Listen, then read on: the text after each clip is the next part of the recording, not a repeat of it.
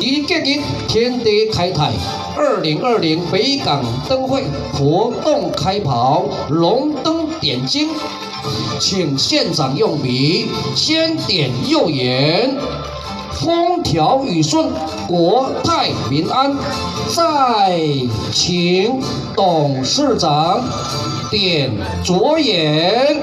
天降神龙，平安吉祥。2020北港灯会，光耀北港吉庆团圆正式开跑喽！掌声恭喜！耶！欢迎各位。是以咱北港朝天宫吼，做一个主灯，甚至吼，咱以北港朝天宫吼，面头前吼，所有这巷弄内底吼，所有拢有真侪吼，咱各式各样传统的花灯吼，用寻宝的方式哦，让你穿梭在巷弄之间。那还有咱中性台吼，有咱百年的这个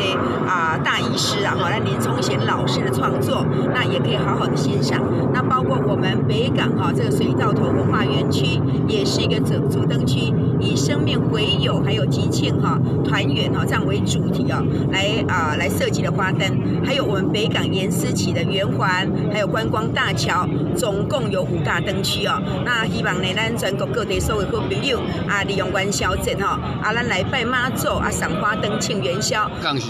咱花灯的元宵咱北港从2月初7到16号呢，咱的元宵这灯会，同时呢，嘛欢迎2月初7呢，东港北港朝天宫庙口有一个元宵晚会而且代表北港朝天宫、香港市会以及北港所有的店民欢迎咱来自会使讲全世界啦所有的先进在地所有好朋友咱来北港拜妈祖。看花灯、吃小吃，谢谢。咱全国的好朋友，拢会当来北港看花灯、拜妈祖，品尝阮北港的美食，以及着阮北港各种的伴手礼，会当讲大饼、麻油、土豆、蚕豆各种的农产品，非常俗，搁好食。那主灯方面，它的有的时候会跟着生肖嘛，比方说属于什么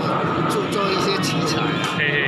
我的灯笼是属宗教祭典、传统灯笼的使用。